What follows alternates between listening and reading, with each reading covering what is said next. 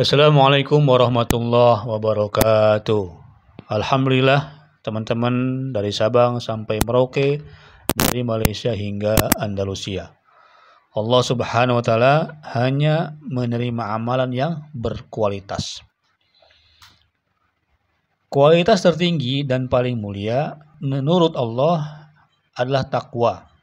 Oleh sebab itu, orang yang paling berkualitas di sisi Allah adalah orang-orang yang bertakwa. Orang yang bertakwa adalah orang yang memiliki amalan yang terbaik. Dalam berbagai riwayat pun disebutkan, Allah hanya menerima amalan hambanya yang terbaik. Sebagai contoh, peristiwa yang terjadi dengan dua orang putra Nabi Adam, Qabil dan Habil. Tersebutlah bahwa anak-anak Nabi Adam lahir dalam keadaan kembar, laki-laki dan perempuan, sampai berjumlah 20 pasang, dan ditutup oleh seorang putra. Mereka kemudian tumbuh menjadi dewasa. Oleh karena itu, tidak ada manusia lain selain Nabi Adam dan keluarganya, maka sulit mencari jodoh bagi anak-anaknya. Namun Allah Subhanahu wa taala menurunkan izin kepada Nabi Adam untuk menikahkan anak-anaknya dengan syarat tidak dengan saudara kembarnya. Masya Allah. Maka Nabi Adam menikahkan putra tertuanya Qabil dengan kembaran putra keduanya Labuda. Sedangkan putra keduanya Habil dinikahkan dengan saudara kembar Qabil yang bernama Iklimah. Namun Labuda tidaklah secantik Iklimah, sehingga ketentuan ini tidak diterima begitu saja oleh Qabil. Qabil bersikeras agar dinikahkan dengan saudara kembarnya Iklimah.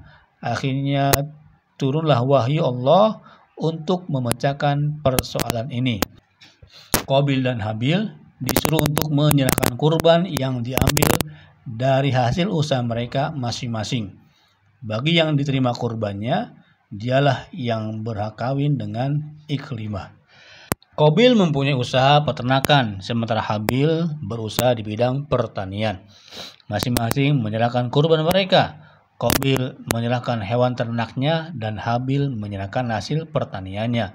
Namun Allah Subhanahu wa taala ternyata hanya menerima kurban Habil. Akibatnya Qabil tidak terima dan menuduh bapaknya telah mendoakan Habil agar diterima kurbannya. Kejadian ini menimbulkan kebencian yang mendalam dari Qabil terhadap Habil. Kondisi tersebut dimanfaatkan oleh iblis sehingga Qabil membunuh Habil, saudaranya sendiri. Peristiwa ini dikenal sebagai pembunuhan pertama di muka bumi. Padahal tidak diterimanya kurban Qabil bukan karena keberpihakan Adam terhadap Habil. Putusan itu diambilkan berdasarkan fakta objektif. Kurban yang diserahkan Habil lebih berkualitas daripada kurban Qabil. Habil memilih yang terbaik dari hasil pertaniannya, sementara Qabil memilih ternak yang paling buruk kualitasnya. Allah Maha Baik hanya menerima yang baik-baik pula. Teman-teman, dimanapun Anda berada, dari Sabang sampai Merauke, dari Malaysia hingga Andalusia, kisah ini memberi pelajaran bahwa kita harus mewujudkan hal-hal yang terbaik sebagai output dari aktivitas kita, baik yang bersifat duniawi maupun ukhrawi. Kita harus bekerja sebaik mungkin dengan kualitas yang tinggi sehingga menghasilkan produk yang berkualitas. Demikian pula ibadah kita jalankan, kita dirikan sholat yang paling baik, yaitu sholat yang khusyuk, melaksanakan puasa yang paling baik, zakat dengan harta yang terbaik. Allah hanya menerima amalan dari orang-orang yang memiliki kepribadian yang berkualitas. Islam adalah agama yang mendorong umatnya agar menjadi pribadi yang berkualitas. Muslim sejati terdiri orang-orang yang memiliki pandangan yang luas, mampu menyelaraskan kedudukan dan tanggung jawab mereka dengan ketaatan kepada Allah. Di samping itu, mereka harus mengharmoniskan kehidupan mereka dengan organisasi, masyarakat, alam sekitarnya. Orang-orang yang berkualitas memiliki sikap dan karakter yang baik serta keahlian yang efektif. Mereka memiliki moral yang tinggi dan berkeinginan kuat untuk menguasai keahlian yang diperlukan bagi kehidupan mereka, baik melalui pendidikan formal maupun pelatihan-pelatihan. Keberadaan mereka membawa manfaat dan keberkahan orang di sekitarnya.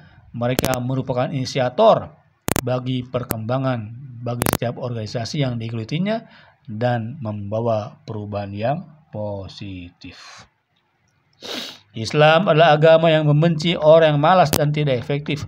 Dalam beberapa teks tersirat anjuran untuk meninggalkan kemalasan dan kelalaian.